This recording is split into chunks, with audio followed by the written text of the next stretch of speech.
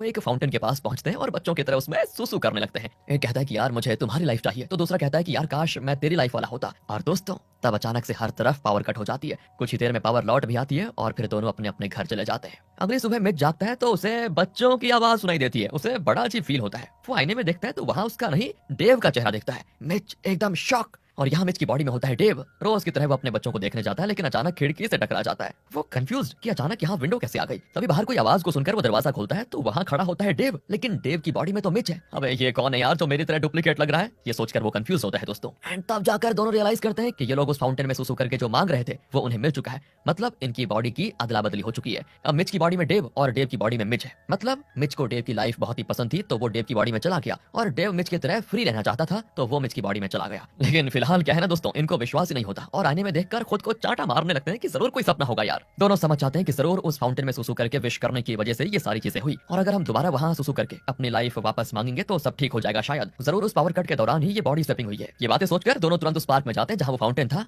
लेकिन वहां फाउंटेन होता ही नहीं, क्योंकि उसे किसी और जगह शिफ्ट कर दिया गया है दोस्तों। वो पूछताछ भी करते हैं तो किसी को कुछ पता नहीं होता कि उस फाउंटेन को कहां लेकर कोई गया है। वो कहते हैं कि आप डिस्ट्रिक्ट मैनेजर से पूछे, शायद उनको पता होगा कि वो कहां है। दोनों तुरंत उस सरकारी ऑफिस में जाते हैं, लेकिन वहां की स्टाफ बताती है वो डेटा फिलहाल सिस्टम में एंटर हुआ ही नहीं, जब होगा तभी पता चलेगा। डेव की बॉडी में दोस्तों मिच को बड़ा गुस्सा आता है कि आप इतनी इरिस्पॉन्सिबल कैसे हो सकती हैं। हम दोनों की लाइफ है उस फाउंटेन में, अगर उस फाउंटेन को कुछ हुआ ना तो आपको छोड़ूंगा नहीं मैं, कहकर वो उस ऑफिसर की शर्ट पकड़ लेता है। एंड वो भी गुस्से में तुरंत पुलिस को कॉल कर देती है। तो दोनों वहां से 9-2-11 हो जाते हैं। अब क्या करें यार, इसी सोच में दोनों खड़े रहते हैं। मिच की बॉडी में डेव कहता है मेरी एक इंपॉर्टेंट मीटिंग है और इन 15 सालों में मैंने उस लॉ फर्म में जो काम किया उसका फल मुझे इस मीटिंग की परफॉर्मेंस के आधार पर मिलने वाला है। अगर मैंने इस मीटिंग में अच्छा प्रेजेंटेशन दिया तो मैं उस लॉ फर्म में एक पार्टनर बन जाऊंगा। तुम प्लीज किसी भी तरह उस मीटिंग में जाओ और मेरी तरफ से क्लाइंट्स को संभालो। डेव की बॉडी में मिच कहता है कि चल वो तो मैं देख लूंगा यार, पर इतने साल के बाद मुझे एक मूवी में एक्टिंग करने का चांस मिला है। तुम्हें तो एक्टिंग आती नहीं, तुम कैसे कर पाओगे और कैसे मेरी नैया पार लगाओगे। तो मिच की बॉडी में डेव कहता है एक्टिंग कोई बड़ी बात थोड़ी है, मैं कर लूंगा, लेकिन तुम प्लीज मेरी मीटिंग को ठीक से अटेंड करना भाई। वैसे मुझे लग रहा है कि एक दिन में तो सब कुछ सीख पाना तुम्हारे बस की बात है नहीं, इसलिए मैं तुम्हें सिखाता हूँ। और तो और वहाँ मेरी असिस्टेंट सबीना भी होगी, तुम्हें कोई भी डाउट हो ना उससे पूछ लेना। इस तरह डेव का काम मिच और मिच का काम डेव करने जा रहे होते हैं। डेव की बॉडी में मिच तो लाइफ में पहली बार इस तरह कोट सूट पहनकर किसी ऑफिस में जा रहा होता है तो काफी एक्साइटेड होता है, और तो और उसकी यूजुअल बचकानी हरकतें भी जारी रहती है। पेंट्री में रखे हुए स्नैक्स को जेबों में भर लेता है। वहाँ सबीना को देखकर कहता है कि तुम सबीना हो ना, डेव ने तुम्हारे बारे में काफी कुछ बताया था। और तब उसको याद आता है कि अरे यार मैं तो भूल ही गया कि मैं खुद डेव हूँ। फिर टॉपिक चेंज करते हुए कहता है कि वैसे तुम बड़ी खूबसूरत हो, कहकर वो उसके साथ फ्लर्ट करने लग जाता है। पर सबीना उसे मीटिंग के लिए फाइल्स देकर चली जाती है, लेकिन उसे लगता है कि ये मेरे बॉस को हो क्या गया है आज। उसके बाद वो मुंह में स्नैक्स दबाकर खाते हुए मीटिंग में जाता है।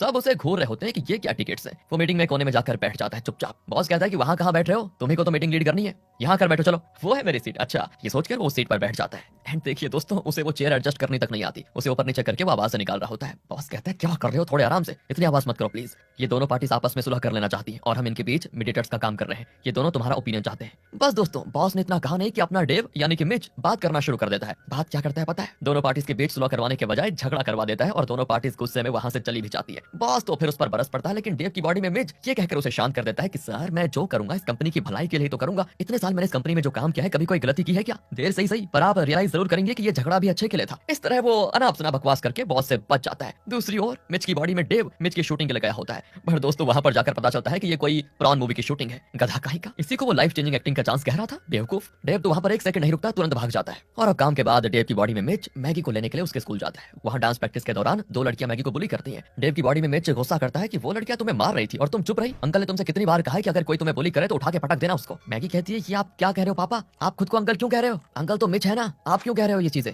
और तब वो रियलाइज करता है कि ओह शिट यार मैं फिर भूल गया, अब तो मैं डेव हूँ। अरे वो कुछ नहीं बेटा, मैं मतलब मैं नहीं, मिच अंकल ने तुमसे कहा था उस दिन, याद नहीं? वो कहती है क्या पापा, आप तो हमेशा कहते हो कि कोई तुम्हारे साथ लड़े तो तुम उससे लड़ना मत और शांत रहना, वही तो मैं कर रही थी। बेटा बेटा तुम पुरानी बातों को छोड़ो, आज से पापा कह रहे हैं कि कोई तुम्हें बुली करे तो उसको धनाधन पीट कर ही छोड़ना। दोस्तों फिर अगले सीन में मिच और डेव मिलते हैं। डेव पूछता है कि मीटिंग कैसी रही, तुमने मैनेज तो कर लिया था ना? मैनेज तो किया यार, लेकिन थोड़ा फ्लॉप हो गया। अबे तूने ऐसा क्या किया वहां पर? कुछ नहीं यार, दो पार्टीज आई और दोनों के बीच सुलह होने के बजाय बस थोड़ी लड़ाई हो गई। मुझे तो लगता है कि मामला कोर्ट तक जाएगा, शायद तुम पर केस भी हो सकता है। क्या मुझ पर केस होगा? अबे एक ही दिन में तूने मेरी लाइफ की वॉट लगा दी यार। मिच पूछता है वैसे मेरी शूटिंग का क्या हुआ, तूने अच्छे से परफॉर्म किया ना वहां पर, अगली मूवी में भी मुझे चांस देंगे ना वो? डेव तो उसको डांट देता है कि वो प्रॉन मूवी की शूटिंग थी बेवकूफ, उसमें मैं कैसे एक्ट कर पाता। फिर भी यार तुम्हें कर लेना था, वरना मुझे अगली मूवी का चांस कैसे मिलेगा। इस तरह से दोनों के काम फ्लॉप निकल गए। लेकिन अब अगली प्रॉब्लम यह है कि डेव की बॉडी में मिच को डेव के घर जाकर रहना पड़ेगा जेमी के साथ। डेव कहता है नहीं नहीं ये ठीक नहीं रहेगा। अभी दोनों चलकर जेमी को सच बता देते हैं कि हमारी बॉडी की अदला बदली हो गई है। दोनों उसके पास जाकर कहते हैं कि मैं जो तुम्हें डेव दिख रहा हूँ मैं डेव नहीं मिच हूँ, और ये जो मिच दिख रहा है ये मिच नहीं नहीं डेव है, दोनों की अदला बदली हो गई है।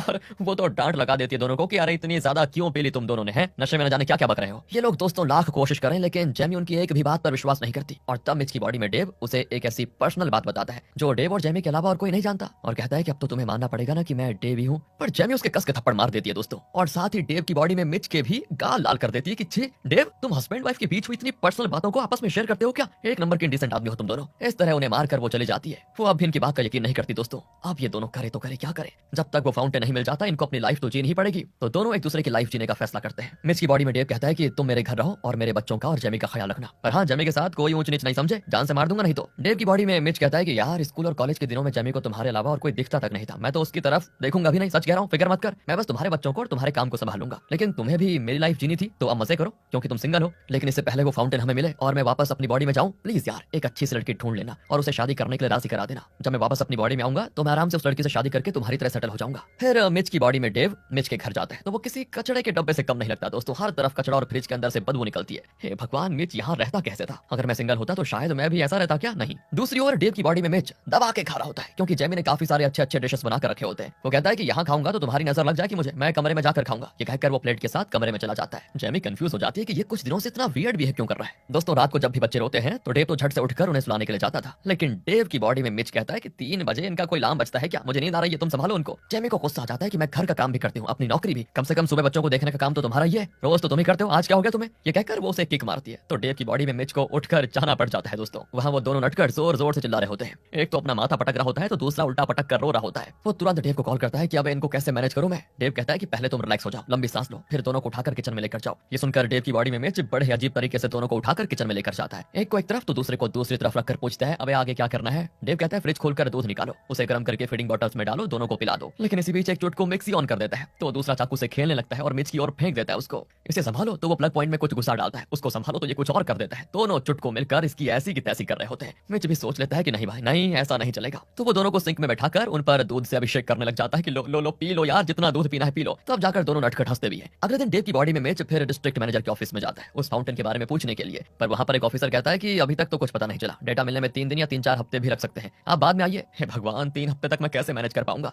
सर अगर उस फाउंटेन का पता चले तो प्लीज इनमें से किसी भी नंबर को कांटेक्ट जरूर करके बताइएगा। ये कहकर वो अपना और डेव का नंबर, नाम सब कुछ वहां पर देकर चला जाता है। यहाँ मिच की बॉडी में डेव अपने घर पर आता है और मिच की तरह अपनी वाइफ से पूछता है कि तुम इतनी परेशान क्यों लग रही हो, सब ठीक तो है ना? तो वो तो रोते हुए कहती है तुम प्लीज एक बात का सच बताओ, क्या डेव का कोई अफेयर चल रहा है क्या? कुछ दिनों से वो ना तो बच्चों को ठीक से देख रहा है और ना ही मेरी केयर कर रहा है, मेरे पास तक आता भी नहीं और ना ही मेरे साथ वक्त बिताता है। पहले तो ऑफिस के काम के बाद भी थका हारा घर में रहता था, लेकिन बच्चों की और मेरी बहुत ही अच्छे से केयर करता था। मुझे बहुत ही खुशी होती थी कि मेरा पति इतना रिस्पॉन्सिबल है, लेकिन अब वो बिल्कुल बदल चुका है, पता नहीं क्या हो गया, मुझसे दूर दूर रहने लग गया है। और तो और खाना भी मेरे साथ बैठकर नहीं खाता, प्लेट लेकर कमरे में चला जाता है, लगता है वो मेरा मुंह तक नहीं देखना चाहता। तुम उसके दोस्त को कुछ बताओ ना। पर बेचारी नहीं जानती कि वो ये सारी चीजें मिच से नहीं डेव से ही कह रही है, क्योंकि मिच की बॉडी में डेव ही तो है। और मिच की बॉडी में डेव को बहुत गिल्टी फील होता है कि उसकी सदला बदली की वजह से जेमी पर कितना बुरा असर पड़ रहा है बताओ। तो वो उसको दिलासा देता है कि नहीं नहीं ऐसा कुछ नहीं है, डेव तुमसे बहुत प्यार करता है और वो इतना भी खूबसूरत नहीं है कि उसके साथ कोई औरत अफेयर कर ले। तुम बेफिक्र रहो, वो बस अपने करियर में ऊंची पोजीशन पर पहुंचना चाहता है और इसीलिए काम में थोड़ा बिजी है, जल्दी सब कुछ ठीक हो जाएगा। फिर वो डेव की बॉडी में मिच से मिलता है और कहता है कि हमें भाई जल्दी से जल्दी उस फाउंटेन को ढूंढना होगा यार, वरना वापस बॉडी स्वैप होने से पहले कहीं मेरा डिवोर्स ना हो जाए। अब वो डेव की बॉडी में मिच को अपनी लाइफ को जीने के लिए कुछ तरीके बताता है जिससे कि अगले कुछ दिनों वो स्मूथली काम कर सके और जेमी की परेशानी भी दूर हो जाए। ऑफिस के लिए किस तरह का शर्ट पहनना है, ऑफिस के बाद सुपरमार्केट जाना है, जेमी को कॉल करके पूछना है कि तुम्हें क्या चाहिए, फिर घर आकर बच्चों की देखरेख करना है, ऑफिस में किन कामों को प्रायोरिटी देनी है। ये सारी बातें मिच की बॉडी में डेव, डेव की बॉडी में मिच को समझा रहा होता है। वाह क्या कंफ्यूजिंग लाइन है ना, ध्यान से सुना आपने? यानी कि यार डेव मिच को समझा रहा है सिंपल। तब सबीना अंदर आती है और कहती है सर 2 दिन के बाद एक और मीडिएशन मीटिंग है, उसके लिए आप अच्छे से तैयारी कर लीजिए। अब मिच की बॉडी में डेव शॉक हो जाता है दोस्तों कि सिर्फ 2 दिन बचे हुए हैं क्या? देखो सबीना, उस मीडिएशन के सारी डिटेल्ड फाइल्स 2 घंटे में मेरे टेबल पर पहुंच जानी चाहिए। अब सबीना कंफ्यूज होती है कि ये कौन है और मेरा बॉस डेव तो चुपचाप बैठा हुआ है और ये अजनबी कंपनी के फाइल्स क्यों मांग रहा है? वो पूछती है क्या हम पहले कभी मिले हैं या फिर आप न्यू ज्वाइन ही है? तब जाकर डेव अपनी गलती रियलाइज करता है कि अबे यार मैं तो मिच की बॉडी में हूं ना। वो कहता है नहीं नहीं आप गलत समझे, मैं डेव का फ्रेंड हूं, उसने आपके बारे में मुझे बहुत कुछ बताया है। अब डेव को तो डर है कि पहले से जेमी उस पर शक कर रही है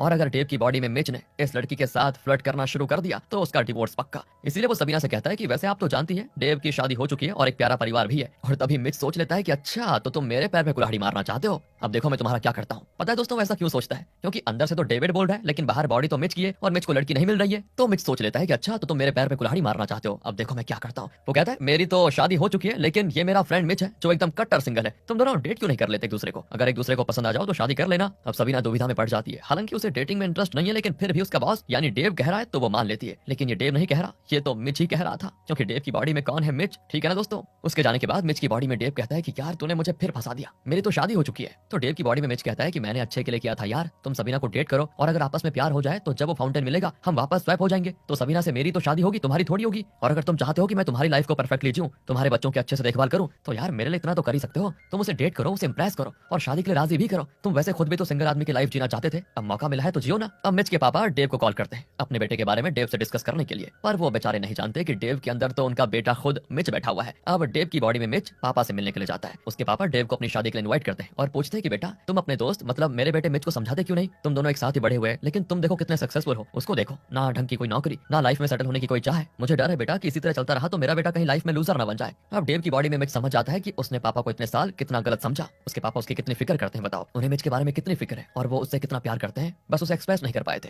अब वो आगे कहते हैं कि डेव बेटा वो मिच पता नहीं कितने दिन मुझ पर डिपेंड होकर जीना चाहता है, कम से कम अपने पैरों पर ठीक से खड़ा तो हो जाए, बस मुझे और कुछ नहीं चाहिए। वैसे तो मिच कभी भी पापा की बात पर ध्यान नहीं देता था लेकिन आज उनके दिल की बात सुनकर वो फैसला कर लेता है कि मैं जरूर अपने आप को सुधारूंगा और लाइफ में कुछ बन के दिखाऊंगा जिससे मेरे पापा को बस खुशी मिले। तो डेव की बॉडी में मिच कहता है कि देखिए आप परेशान मत होइए अंकल, आज के बाद आपका बेटा बिल्कुल बदल जाएगा, मैं बता रहा हूँ एक अच्छी लाइफ जिएगा वो, उसकी जिम्मेदारी मेरी है। अब इस तरह अपने पापा को समझाकर वो जाता है और पक्का इरादा कर लेता है कि मैं लूजर कभी नहीं बनूंगा, मैं अपने पापा और डेव के आगे खुद को साबित करके दिखाऊंगा कि मैं निकम्मा नहीं हूँ, मैं भी सफल बन सकता हूँ। उस पल से डेव की बॉडी में मिच का दोस्तों एकदम से काया पलट हो जाती है और वो डेव का हर काम बखूबी निभाता है, चाहे वो ऑफिस का काम हो या फिर बच्चों को संभालने का। वो ऑफिस में भी काफी बदलाव लाता है जिससे बॉस ही नहीं बल्कि स्टाफ भी काफी इंप्रेस होते हैं। उसके अंदर ऐसा बदलाव देखकर जेमी भी हैरान रह जाती है। एक दिन वो मैगी को स्कूल से वापस लेकर आ रहे होते हैं तो वो कहती पापा आज मैंने उन बुली गर्ल्स को उठाकर पटक दिया क्योंकि उन्होंने फिर मुझे छेड़ा था। जेमी कहती नहीं बेटा ऐसा नहीं करते। वो कहती मम्मी पापा ने खुद कहा था कि अगर वो लोग परेशान करें तो उनको खूब पीटना। अब जेमी चौंक जाती है कि डेव पहले तो ऐसा नहीं था, अचानक उसे क्या हो गया। दूसरी ओर मिच की बॉडी में डेव एक सिंगल आदमी की लाइफ जीने लग जाता है। सुबह देर से उठता है फिर आराम से शहर घूमने निकल जाता है। वो एक रेस्टोरेंट में बैठकर बुक पढ़ रहा होता है तो तब एक बिजनेसमैन को देखता है जिसके पास खाने तक का टाइम नहीं होता। वो जल्दी जल्दी खाकर फोन पर बात करते हुए कहीं निकल रहा होता है एंड डेव रियलाइज करता है कि हाँ मैं भी तो काम के चक्कर में इसी तरह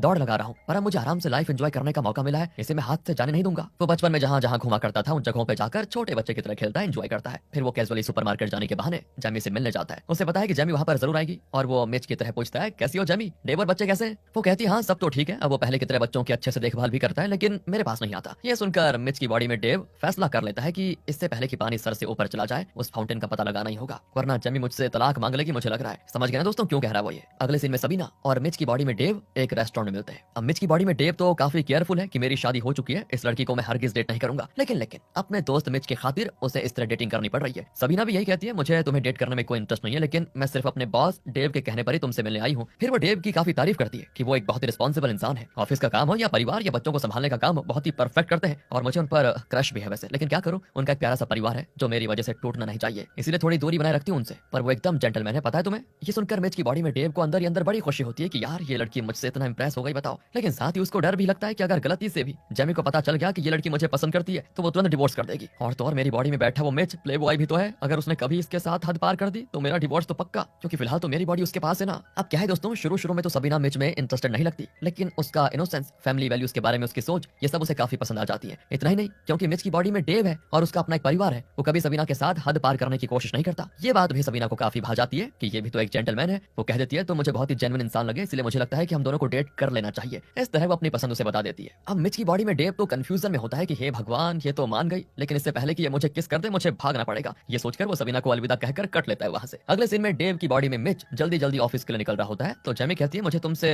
दिल खोलकर बातें करनी है, आज हम किसी रेस्टोरेंट में मिलते हैं, चलो प्लीज जल्दी आ जाना, बहुत जरूरी बात है। दरअसल क्या है दोस्तों जेमी अपनी लाइफ से तंग आ चुकी है क्योंकि डेव की बॉडी में मिच उसके साथ ठीक से बात तक नहीं करता, हमेशा काम ही काम करता रहता है। ऊपर से वो डेव नहीं मिच है इसलिए वो डरता है कि यार मुझे उसके नजदीक नहीं जाना चाहिए। फिलहाल तो वो कहता है कि ठीक है मैं आ जाऊंगा रेस्टोरेंट में, कहकर वो चला जाता है ऑफिस। दूसरी ओर डिस्ट्रिक्ट मैनेजर मिच की बॉडी में डेव को कॉल करके कहते हैं कि आपने जिस फाउंटेन के बारे में पूछा था उसका पता चल चुका है। 3 हफ्ते के बाद आज पता चला है कि वो एक मॉल में रखा गया है। सुनकर उसे खुश होना चाहिए लेकिन नहीं, वो थोड़ा उदास होता है क्योंकि उसे अब मिच की लाइफ पसंद आने लग गई थी पर अब उसे वापस अपनी उसी बिजी लाइफ में लौटना पड़ेगा। खैर वो डेव से मिलने जाता है। उस डिस्ट्रिक्ट मैनेजर ने डेव की बॉडी में मिच को भी कॉल किया था। दोनों तुरंत उस फाउंटेन पर जाकर वापस अपनी अपनी बॉडीज में चले जाने की बात तो करते हैं लेकिन मिच को डेव की ये बिजी लाइफ भा गई और दूसरी ओर डेव को मिच की आराम की और आजाद जिंदगी पसंद आ गई। डेव की बॉडी में मिच कहता है अब फाउंटेन तो मिल चुका है, क्यों ना हम एक और दिन एक दूसरे की लाइफ जी ले। यार मैंने बड़ी मुश्किल से तुम्हारे ऑफिस का काम संभाला है और कल वो इंपॉर्टेंट मीडिएशन मीटिंग भी है जिसके लिए मैंने जी जान से तैयारी की है। लाइफ में शायद एक और बार मुझे इस तरह के ऑफिस में काम करने का और सबके सामने इतने बड़े मीडिएशन को हैंडल करने का मौका मिले ही ना। तो प्लीज तो क्यों ना आज के बजाय हम कल मीटिंग के बाद बॉडी को स्वैप करें। अब डेव की बॉडी में मिच को लगता है कि डेव इसके लिए नहीं मानेगा, पर मिच की बॉडी में डेव कहता है ठीक है यार, मैं जानता हूँ इतने कम समय में मेरा काम सीख लेना तुम्हारे लिए आसान नहीं रहा होगा, पर तुम इसी लाइफ को चाहते थे और उसके लिए तुमने इतनी कोशिश की और आज मेडिटेशन तक को हैंडल करने की काबिलियत आ गई है तुम्हें, बताओ। इसलिए तुम खुद ही उस मीटिंग में अपना परफॉर्मेंस दो और मेरा सर ऊंचा कर दो गर्व से कि मुझे ऐसा दोस्त मिला है, फिर बाद में हम स्वैप कर लेंगे। सुनकर डेविड की बॉडी में मिच बड़ा खुश होता है और उस मीटिंग की तैयारी में लग जाता है। लेकिन तब जेमी का कॉल आता है और तब उसे याद आता है कि जेमी उसके साथ रेस्टोरेंट जाकर कोई बात करना चाहती थी जिससे वो भूल ही गया था। तो डेव की बॉडी में मिच कहता है सॉरी जेमी, मुझे काम है, कल मिल सकते हैं क्या हम? ये कहकर वो कॉल काट देता है। जेमी बहुत दुखी होती है। अगले दिन उस मेडिटेशन वाली मीटिंग में डेविड का बॉस, सीईओ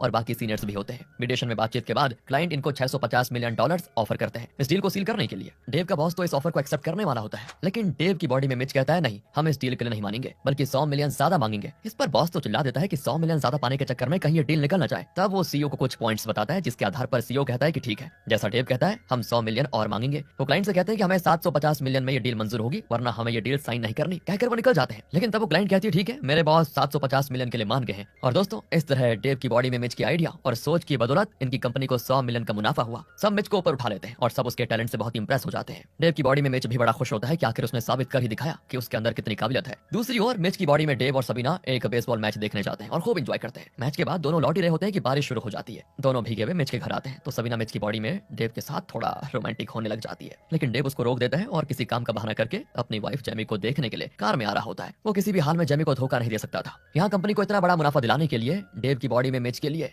एक एप्रिसिएशन पार्टी रखी गई थी और उसमें उसे कंपनी का पार्टनर भी बना दिया जाता है। बताओ यार, सभी के परिवार भी आए होते हैं और तब एक वीडियो प्ले की जाती है जिसमें यह दिखाया जाता है कि इन 15 सालों में डेव ने एक छोटे लेवल पर शुरू करके इतनी मेहनत, इतना स्ट्रगल किया और आज इस कंपनी का पार्टनर बन गया। उसको देखकर डेव की बॉडी में मिच को काफी गिल्टी फील होता है कि डेव ने कितनी मेहनत की होगी इस पोजीशन पर पहुंचने के लिए, लेकिन आज उसके लिए जो प्रशंसा हो रही है वो उसे नहीं मुझे मिल रही है। इसका एक भी % मैं डिजर्व नहीं करता। ये प्रशंसा पूरी की पूरी सिर्फ और सिर्फ मेरे दोस्त डेव को बिलोंग करती है। दूसरी ओर वीडियो देखकर जेमी भी रो पड़ती है कि उसने अपने पति को कितना गलत समझा था। इसी दिन के लिए वो मेहनत करता रहा और साथ ही परिवार का भी ख्याल रखता रहा। यहाँ डेव की बॉडी में मिच फैसला कर लेता है कि नहीं यार, मुझे यहाँ पर रहना ही नहीं चाहिए क्योंकि मैं इस एप्रिसिएशन का हकदार हूँ ही नहीं। वो निकलने वाला होता है, किसी बीच मिच की बॉडी में डेव वहां पर आकर जेमी को किस कर देता है। सब चौंक जाते हैं कि ये कौन है जो डेव की वाइफ को किस कर रहा है, और डेव एकदम चुपचाप खड़ा भी है, कुछ कह नहीं रहा। लेकिन जेमी को अंदर से लगता है कि ये मेरा पति डेव है। और तब डेव की बॉडी में मिच कहता है यही तो हम शुरू से तुम्हें समझाने की कोशिश कर रहे थे पर तुम मान नहीं रही थी, कम से कम अब तो तुम्हें विश्वास हो ही गया है। तब मिच की बॉडी में डेव कहता है कि यार अब वक्त आ चुका है वापस अपनी अपनी बॉडीज में लौटने का। क्या है ना, अपनी अपनी ओरिजिनल लाइफ का मजा कुछ और ही होता है,